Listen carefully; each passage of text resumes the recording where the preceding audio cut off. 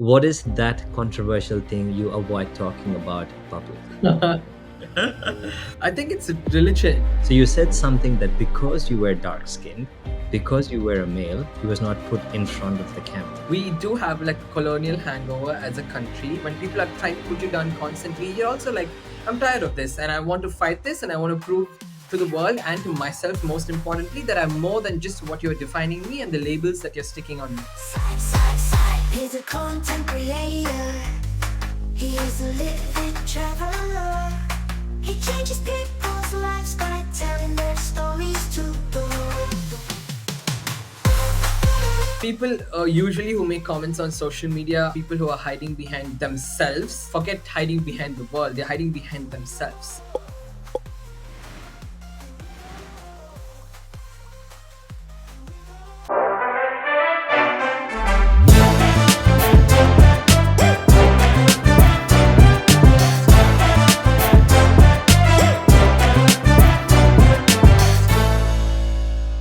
Vanakkam, welcome and Morians to Purely Personal Podcast. This podcast is not about getting that job. This is not about getting that promotion. This is not about starting your own business. This is about your personal brand. When you have your own personal brand, you can do all of these. My name is Daniel Paul. I'm a personal branding coach, fractional CMO, and a content creator. Hello, everybody. Today, we have an amazing guest, and he is my friend. And he's the man who has told 350 stories. And he's my favorite, not just mine. He's a favorite of some Hollywood stars as well. He's the best storyteller and an amazing person to be with.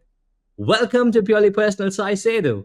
Thank you so much for having me. It's my pleasure to be on this podcast, Danny. You have told 350 stories already. So that is 350 people and a lot more to come. Why are you telling people stories and how does it make you feel? I think the biggest education one can have as a creator is learning from other people. And I'm looking at this journey of content creation as a journey of self transformation and not just chasing followers and engagement, even though that's one of the parameters I'm chasing, but it's not the priority. It's also the long term transformation that I can acquire from this journey of creativity and storytelling. And I think telling these stories teach me a lot of life lessons and teach me so much knowledge about so many different subjects that I couldn't have known from the comfort of my home or from a different corporate regular job. And it has truly changed and honed the way I look at the world, perceive the world, and has changed my worldview, and it's given me umpteen perspective about so many different things. I see the world through a much more nuanced lens, and I think the best way to do that is to learn from people and tell stories of people. So yes. And Sai, you said that you are looking for a transformation. What is the transformation looking for? What is a transformation? Yeah, what is the trans? You said like you're looking for an internal transformation. You're not chasing followers. You're just looking for this transformation. What is that transformation? I think the transformation is just growth on several aspects, like growth of perspective, gaining a lot of knowledge. It's just like jumping into an ocean and just soaking upon all the things that the ecosystem has to offer for you. So I'm just like deep diving and just trying to soak in as much of learnings and knowledge and experiences. I don't know if there is an end goal to a particular transformation that I'm particularly looking for. It's not a definition that I'm looking for, but I do know that I do have the idea that if I go out of my comfort zone and if I have all these experiences and meet all these people, that I am about to transform. I know that for sure. I don't know how I'll transform. That I'm just gonna leave up to the universe, as they say. I know that when you started creating content and now you have, as a person, as a creator, your transformation has been growing month after month.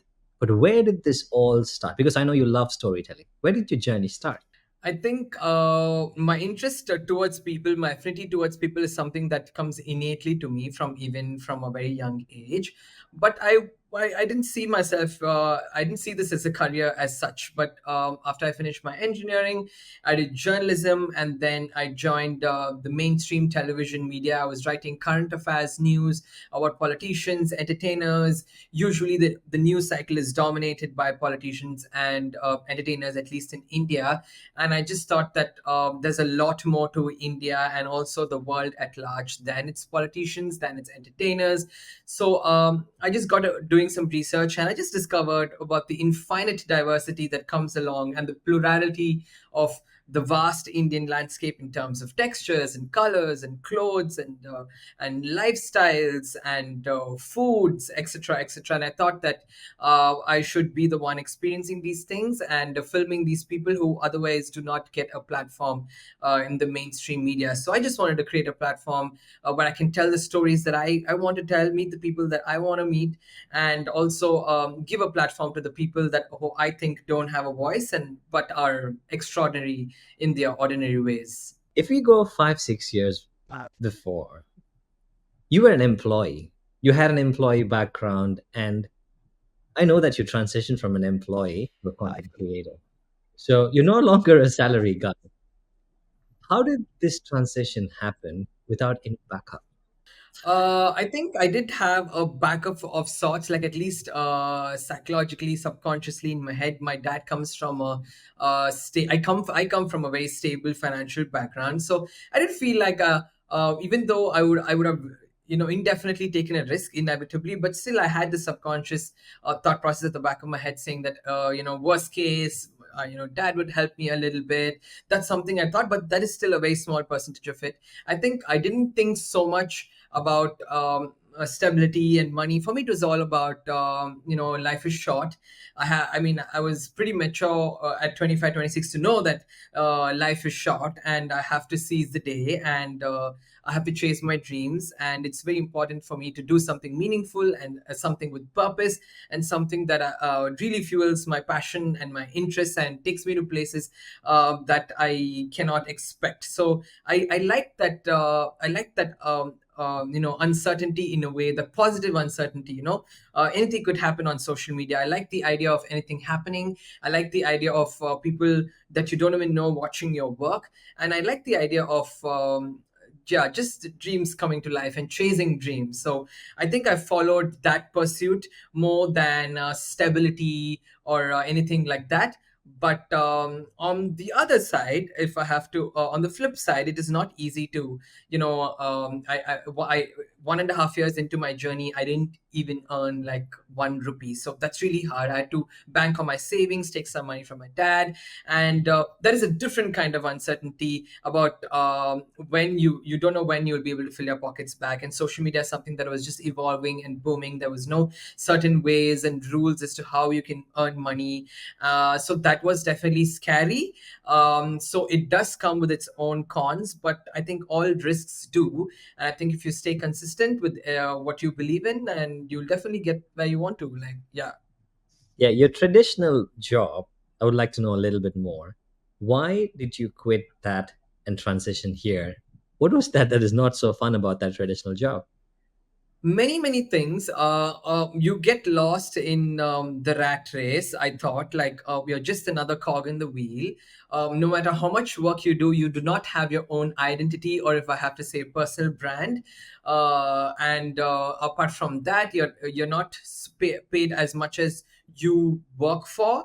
And the corporate climb, even in the news media cycle, is also very slow. There are lots of factors that depend on it. They wouldn't put me on screen because I am dark skinned. They wouldn't put me on screen because I'm a guy and a dark skin. So it's like double whammy for me. And so all of these things bothered me a lot. I'm like, you're trying to question me based on something that I'm born with, and you're not giving me opportunities just for the way I look. That is like very small minded and short sighted. And that itself is red flag enough for you to leave any organization.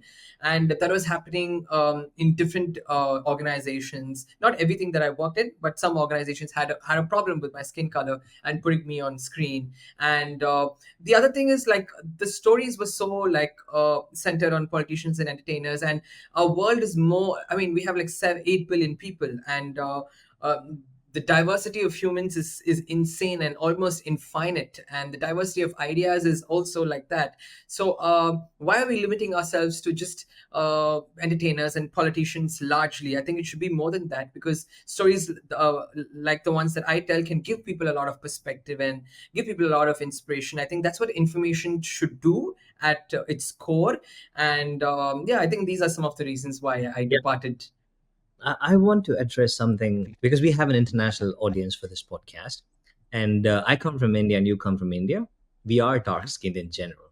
But there's something that people outside of India doesn't know. So you come from a journalism background. You were a journalist. So you said something that because you were dark skinned, because you were a male, you was not put in front of the camera. So, can you elaborate for those who might not know what dark skin in India means and why didn't you get the opportunity? It's important because there might be so many journalists who are really Yeah. talented like you, but never get the opportunity to be in front of the screen. Can you elaborate a little bit more on that? I think we do have like a colonial hangover as a country. We do have this obsession with white skin. It's changing, of course. Now people are really embracing colors of all kinds, but still there's a long way to go. I think the outlook on dark skin people starts even when you are super young as a baby in India. As soon as the baby is born, when they have a conversation about the color of the baby, in any language, they would be like, the baby is low color, and that would mean, like, I'm not translating it exactly well, but they would be like, the color is not up to the mark, and I'll just be like, what does that even mean? Like, you're trying to like compartmentalize someone's identity as soon as they are born, and trying to judge them as soon as they're born. I think that is how deep the whole colorism in India runs through, and it's even worse in like the third, fourth tier cities and towns in India. But it's of course changing. We have a long way to go, and I do think it is because of a colonial hangover. We are somehow, and it comes from a lot of history and colonialism and all of that. So I think that somehow, even as a person or a dark skinned person in school or in college, you do, in your teenagers, you do feel a little bit inferior because you're dark, because you've always been told that, you've always been stuffed with those thoughts and ideas into your mind when you're growing up, and it becomes part of you until you have the awareness that there's nothing wrong with your dark skin. You're just like everybody else, and that comes with a certain awareness, and that comes with a certain exposure, and that happened only in my early 20s. So in the first 20 years, you're just at a position where you're already feeling inferior, and you're doubting yourself with so much skepticism just because of your skin color. And I think that's super common in India. And when this happened to me, the same thing in a very capitalistic news organization in New Delhi, I was not surprised at all. This is something that is very much in the thick of our Indian society and Indian culture. And so when that happened, I was able to identify and be like, hey, uh, the problem is with you and not with me. So maybe I should leave and pursue better opportunities. As simple as that. I didn't even take it personally. I was like, yeah, the problem is you. I'm no business here, and I just left. Yeah. I love it. The problem is you and not me. But this is also a very important topic. Sai, now you are a person who has the influence to inspire people, to make changes with the amount of following that you have. So, what would you tell to youngsters that are dark skinned, that are being bullied, but they are very talented? They are worth, way more than people of, any skin color. What is your message for them? How can you inspire them? I think when you go through these traumatic experiences like these, the degree of trauma is obviously varying from person to person. Trauma comes from different places. Teenage can be hard, childhood can be hard, from broken homes, or when you're subjected to stuff like what I have, bullying or anything like that. I think when you go through traumatic experiences like this, you have this very rich energy within yourself, that you're obviously doubting yourself, and from that also comes a certain fire where you want to prove to yourself and to the world that you're worth something. Okay, when people are trying to put you down constantly, you're also like, I'm tired of this, and I want to fight this, and I want to prove to the world and to myself, most importantly, that I'm more than just what you're defining me and the labels that you're sticking on me, right?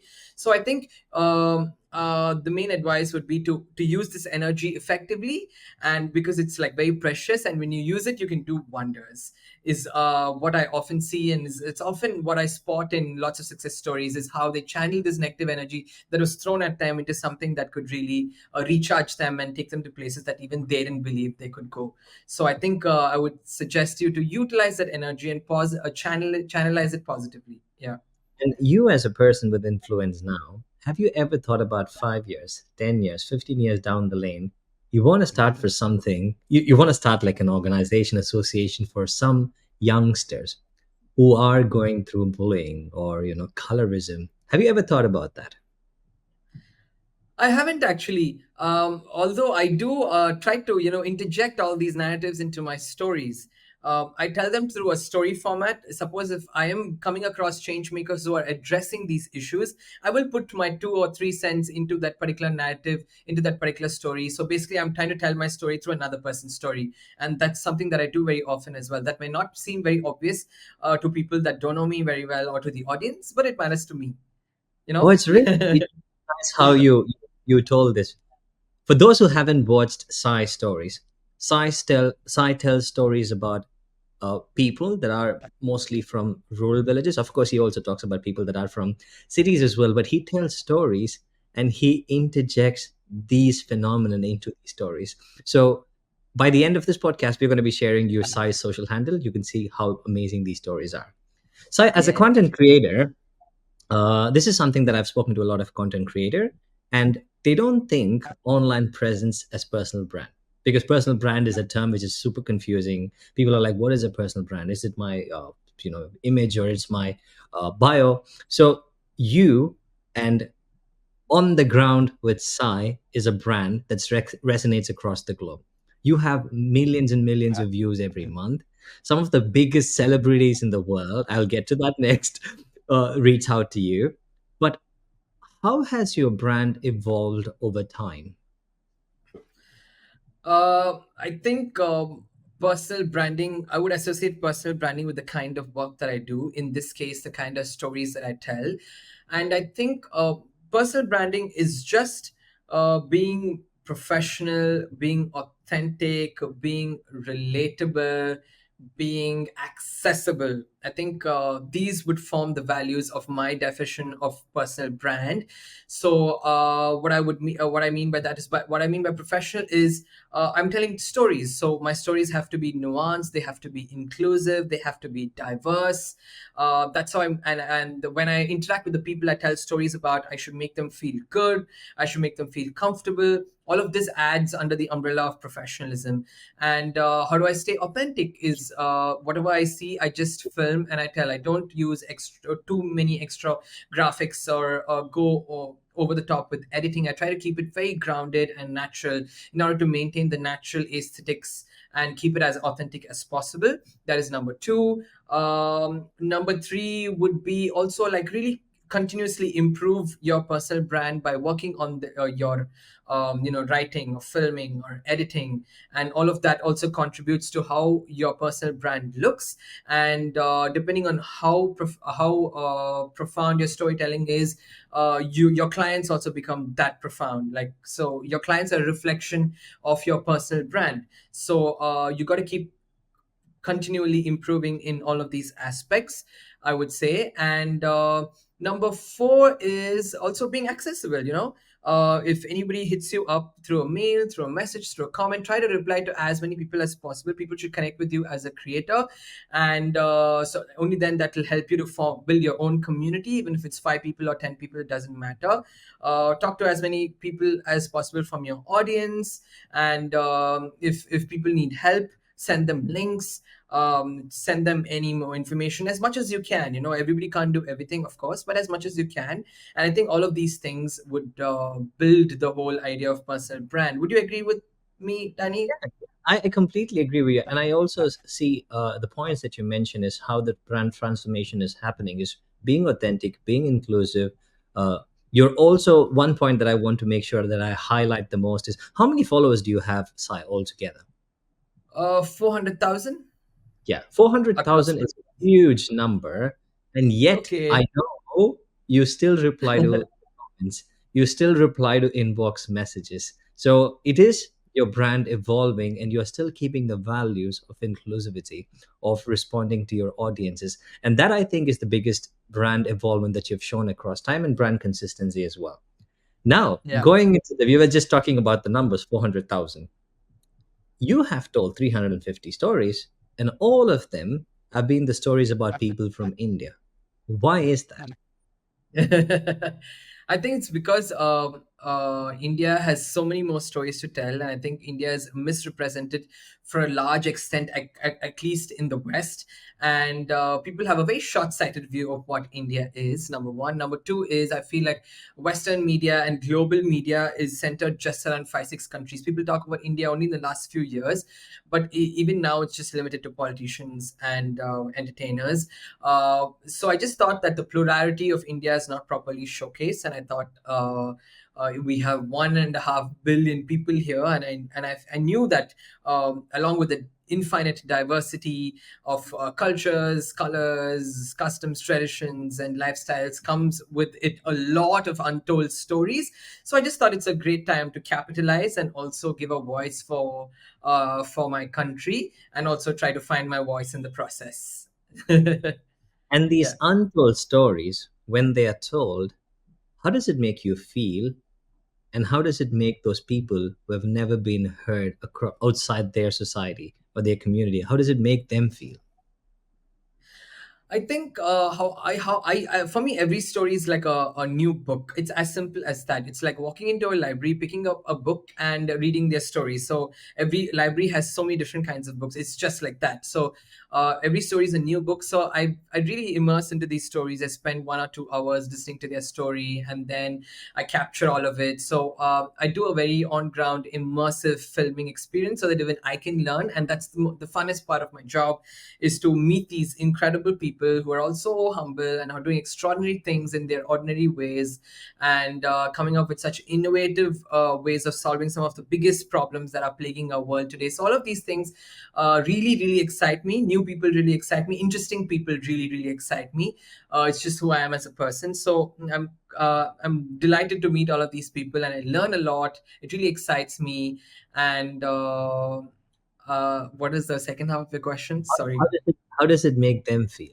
How does it make them feel? I think they're also happy that someone has traveled so far to listen to them. They're usually excited about that. They treat me really well, and I really like that. There's a small exchange between two humans for 2 3 hours in a very intimate manner, and it's very interesting because I've never seen them, but they immediately share the nitty gritties of their life in just 2 hours. So it's like a very deep exchange for 2 3 hours, and then we part ways. But I do keep in touch with a lot of my stories, and a lot of when their video goes viral, when it reaches millions of people, they're super happy about it. Some of them will be like, oh, okay, my story is great, and that's why it's gone viral. Some of them go the extra mile and say, thank you so much, Sai, it's because of you. So people are different. I don't have any expectations. My job is just to tell the story. What happens after I put out the video is not really a measurement of my success as such. It's just one of the parameters, but there's also a lot that goes behind the video, is also what I use to measure how successful the story is. The numbers are very good, but they're not the only parameter for me personally. But it does really well, then it's very helpful for the subject, and some people's life actually change when it gets 10 million views or 15 million views. It goes all around the world, and their business boosts astronomically over a period of time. I'm very happy for all of that, but I'm pretty distant from the losses or successes. Yeah, that's just how I separate Talking myself from about, the stories. you said something very, very nice in this conversation. People doing extraordinary things in an ordinary way. You're telling extraordinary stories in an ordinary way. Has there been an extraordinary transformation for one of your stories? Has someone shared a thing about, after this, it has changed my life? Can you share something like that with us? I think one thing on the top of my head was about a woman in South India. In fact, she's from Chennai, which is the same place where you are from, Danny. She basically was in a very patriarchal bureaucratic system during her work. Her work revolves around research and innovation and finding solutions to problems like menstruation for women in rural India and things like that. So this lady called Preeti had so much rejection in her life, like throughout different organizations. She was just done with the world because she was rejected so much, and because of patriarchal biases, they were not giving her enough opportunities, not letting her grow, and all of that. She had a good 6 7 years constant of failures. Okay. And she was like, what is your video going to do? I mean, she told me that I'm not sure, I don't know, because I have had so many failures, but I thought your intentions were good, so that's why I called you to my house. And I go, and her story is basically about how she finds eco-friendly menstrual pads. Okay. Something that is super comfortable for women to wear, something that is also very good for the environment, something that is also affordable, and something that is a win-win in all these different areas, in the whole supply chain of the menstrual pad manufacturing as well as using. And the video went absolutely viral, got 10 million views, and she got about 30 to 40,000 followers Wow. just because of that video. And she got like tons and tons of orders, thousands of orders, and she started getting calls from different colleges, universities, for conversations, for talks, for workshops, for presentations. And her life took off, like just like, to another level. I don't know what case where she is right now, but this is what happened immediately after the video went viral.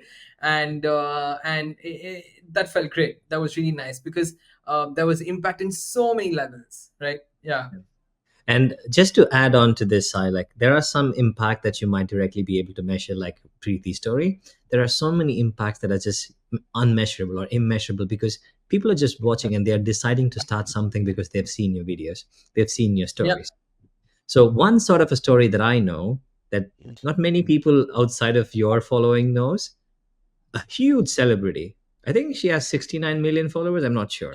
I don't know how many million followers she has. So can you break that down, that story for us? How many followers has? Who is she? What happened? Because it's a very important story to inspire other content creators as well. That's true. I think her name is Priyanka Chopra. I think she's a former Miss World, Miss India, Miss World, and she's one of the biggest stars to have ever surfaced in the history of Indian cinema, and also right now one of the biggest names in the world. I think she has about 70 75 million followers. She just happened to watch one of my videos about a community of rural women in the northeastern state called Assam, where they're making a difference with their textile and cloths, etc., etc. And she liked that video, and she immediately followed me. And then I messaged her. Interestingly, when a huge celebrity of that kind of following follows you, when you send them a message, it goes to their personal messages. It does not does not get lost in the DMs. It goes to them directly as a message. Okay. And I messaged her saying that I'm such a huge fan. It's so nice that you supported my video and my work by following me. And then she was so kind enough to respond saying that I love your work, and I love that you're portraying India, and please continue to bring the glory of India to the world. And that just shook my bones. You can imagine, like, Miss World, and one of the most famous Indians of all time. And that times like that really make you feel like you're doing something, if not anything. That is also the power of putting yourself out online. Out there. You Yeah. never know what door Yeah. is going to open, who is going to watch, who is going to support you. So with that comes hatred. Sai, I know you put topics out that are personal to you. You stick to your own values, but in the comment section, there's a war going on. How do you Yeah. handle? I think hate. I mean, the fact that there could be so much hate for such positive stories itself, for me, it's like little shocking. But that's the reflection of our world, and people are divided on so many different subjects, and that's just how the world is. But I once I put out a video, and there's a lot of hate comments. I take a stance, and I write a comment about my very opinionated 2 3 lines, and I pin that comment. Okay. And my job is done there. After that, what happens, I usually don't keep track. I just ignore it fully. And I also deal with it with compassion a lot. I'm like, these people, I don't know what they're going through. I don't know They're all armchair activists. First of all, I don't take them seriously, and the second is I don't know what experiences that they have had in order to have so much hate within their minds and to also polarize people around them. Hate comes from usually a very painful place, is what I understand, and so I just deal with them with compassion. I'm just like, you're probably going through something and you don't know what you're talking about, so I'm just going to separate myself from it. Easier said than done, but 80% of the time I'm very cut off. 20% of the time I do get affected by it. Yeah. Yeah, and I'm glad you said that. Like, I try my best. 80% Yeah. percentage of the time you can separate yourself, but this 20% might be a big number for some other Yeah. people. They might be like Yeah. 80%, 20%. What Yeah. would your sense be for those people? Because, there might be someone who's like just 18, 16, 15, starting now. They might take this so personally. You Yeah. have the experience, the maturity, and the journalism background to handle this. But how do you think a youngster should take these kind of hatred? I think people usually who make comments on social media are people who are hiding behind themselves. Forget hiding behind the world; they're hiding behind themselves. So the problem starts there. So I think you should just be very wary of the fact that it has nothing to do with you, and social media is super superficial, irrespective of how many followers you have. And don't take these things personally. And you shouldn't be defined by a person that you don't know, who doesn't even know you. Like that makes no sense. Even if a person knows you for 1 or 2 years, even they don't have the right to judge you at such a personal level. But a person who doesn't even know you, can't, I mean, their judgment stands no validity. So I would suggest you to just try to make that distinction and not to take it personally. Yeah. So your videos are something that I look for all the time because they're very authentic. That means a lot. Really, it really does mean a lot. Thank you so much for watching and And it is not always just, coming. it's every single person that I know in our academy community. They love your videos. They are so authentic. They are told from heart. But authenticity is something which is really hard. How do you do it? I think with this, I'm still struggling with different ways of authenticity. Number one is the stories I tell. I think I'm a little bit authentic because I just tell what I observe. I don't try to sugarcoat it or exaggerate too much. Or I just the way the lens I view the stories is from a lens of open mind, and I also consume it with an open mind, and I also try to tell it with an open mind. So I guess when you have that intention in place itself, you can ensure authenticity with respect to telling your stories. But personally, as a creator, I still have like my screen presence. I'm a very insecure person in front of the camera. I still struggle with a lot of problems while talking to the camera. I'm not very comfortable. I'm very different on air and off air. I'm much more animated in real life than I'm very structured in front of the camera. So I'm very robotic in front of the camera. So I'm still working on all of those things. I am not. I have as a person. Telling the story and to the camera, I've not yet reached 100% authenticity. I still have a very long way to go, not even 40-50% authenticity. I'm still not comfortable, so that is a work in progress, and there's a lot of improvement and growth needed to do with respect to that aspect. Yeah, Sai is someone that I've seen, and Sai is very animated and very happy and very positive. What stops Sai from being 100% authentic? Is it something to do with what you've faced from childhood of being a darker color or facing rejection or people judging you? What is stopping Sai? I think it's a mix of all of those things. These things like can be a one-off experience, but they magnify into several and take branches. They branch out into several different ways as you grow up. Your self-respect is something that gets trickled down into every single thing that you do. Right? It's not just an idea. It's something that affects to the core of it. So I think having these experiences at an earlier time has somehow trickled down into different aspects of my personality, and I think I do have subconsciously have an impact of that, and it's very deep. So I'm trying to unlearn all of that. I'm also a very confident person, but I'm also a not very confident person. Like I've been diagnosed with imposter syndrome, and I think It's a very normal problem, and I'm just trying to work on it and boost confidence in areas that I'm unnecessarily being underconfident at. And yeah, I'm just doing a lot of inner work and trying to be more and more self-aware to see where these problems are arising from, so that I can work on it and in a sustainable manner solve the problem in the long term. If that makes sense. Is it a very elaborate answer? No, no, it doesn't. It is perfect, and I'm because you're. I know you, Sai. You're very open, honest, and vulnerable. This question, if I don't ask you now, I don't think I can ask any other Indian guests. So I spoke to some of the other creators in the Western countries. Mm-hmm. Going to therapy or seeking someone a professional help is very, very common and normal. And you and I Mm-hmm. know it's the same thing in India, right? Yeah. At Yeah. least in depth, in the main cities, yes, people do can Yeah. go to therapy. Do you think, as a creator, as a friend, as someone who's inspiring people, should also talk about this and create awareness like, hey, me as a creator, having 400,000 followers, I have insecurity. Do Yeah. you ever think about doing certain stories? Because I know when I was living in India, if I have to go to a therapy, I have something mentally wrong. That's the thought that I had. People were like, oh, Yeah. he must, mentally something. Yeah. Yeah. Yeah. At least back in the day, yes. What Yeah. is your thought, and what is your take on that, and how it can help yourself and other creators? I think again, imposter. The first, my immediate instinct would be my imposter syndrome stepping in and being like, "Hey, who the hell are you to talk about these problems? You've gone through nothing in life, and you've not done so much that you can go out and give advice to people about how they can tackle their own mental issues, especially which is something super subjective." So I have insecurity even talking about my insecurities. You know what I mean? So.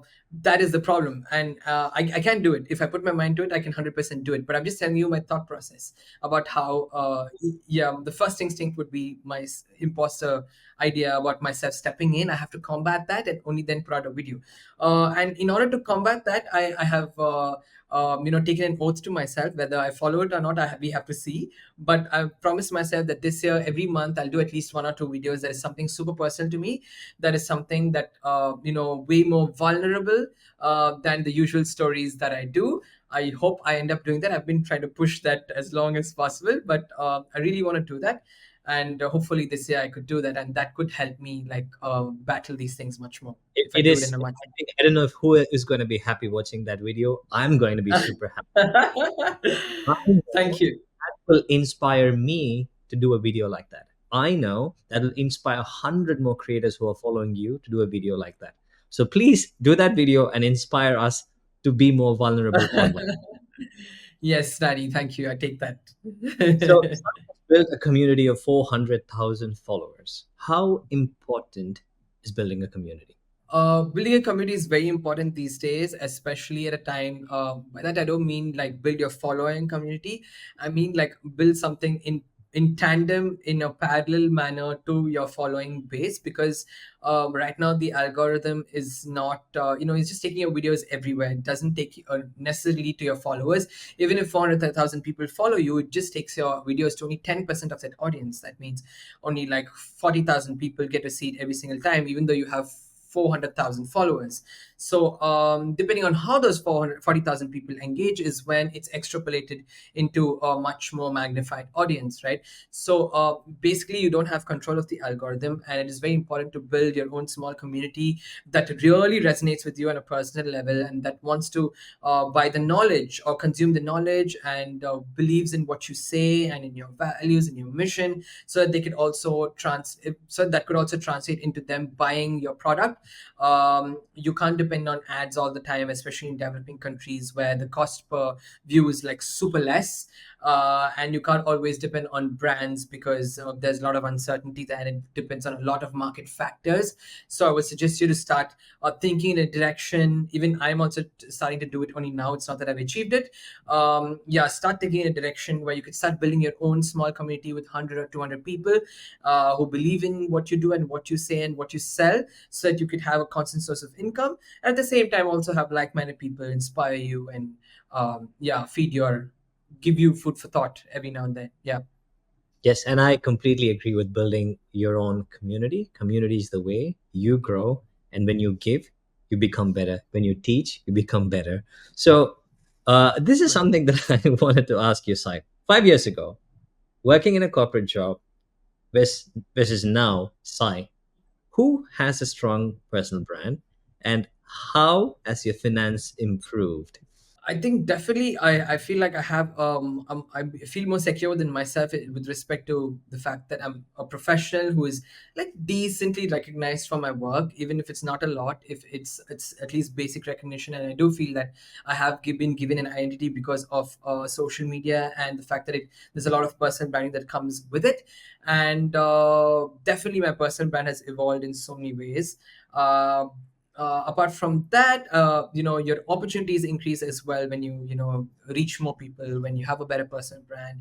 So you have so many different opportunities, so many different doors open, and so many facets of your personality open when you have your personal brand. You can explore within your personality, even though it's not about you, it's about your work. Your work is an extension of who you are, right? So I think you can explore different facets of your interests.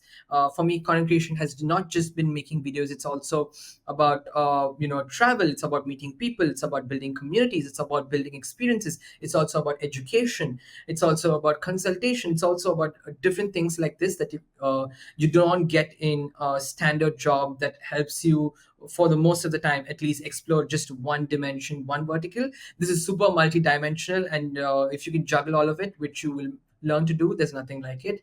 And financially, I think I earn at least if to give you simple numbers, at least 7-8 times that what I used to earn just like 4 years ago, 7-8 times a month.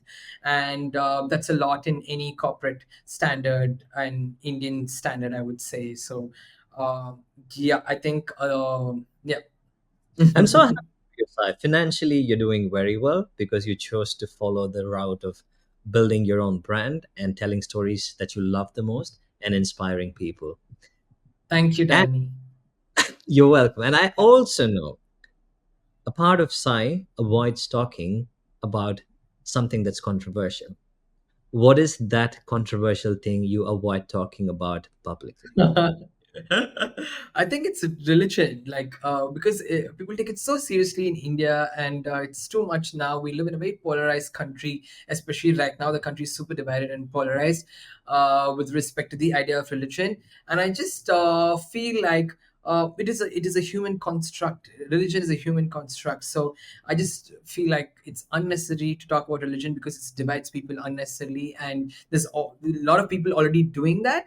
And for that, and for the fact that I don't want to spread negativity, is two reasons why I want to refrain from talking about politics or religion. Both, they don't interest me, and I feel like there's more harm to do than any good in terms of content. So I would just refrain from it. Yeah. Thanks for sharing, Sai. We're almost coming to the end of the podcast. If someone wants to get that job, if someone wants to get that promotion, if someone wants to start their own business, do they need to work on their personal brand? Yes, 100%. You need to. And when you work on your personal brand, you're not just dependent on any company to give you a designation or to give you an identity and tell you what you're capable of.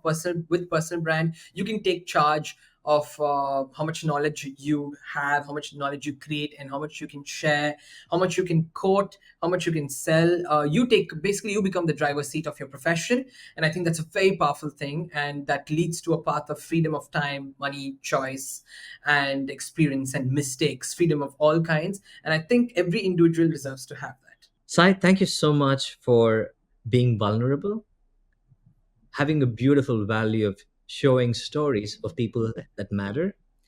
Thank you for telling us why it is important to highlight the people and be behind the camera. Thank you for saying that your personal brand is going to open more doors for you. And most importantly, thank you for being yourself and telling what are your faults and how you can improve. I really appreciate your time in being this podcast, and I hope all the best for the future. Thank you so much, Danny, for having me. It's been a pleasure. I love talking to you in general. So this was just like another conversation that I really enjoyed talking to you. Thank you for the amazing questions. You put in so much work into this. I really appreciate how professional and how understanding you've been throughout this process. And I can't wait to see this reach all across the world.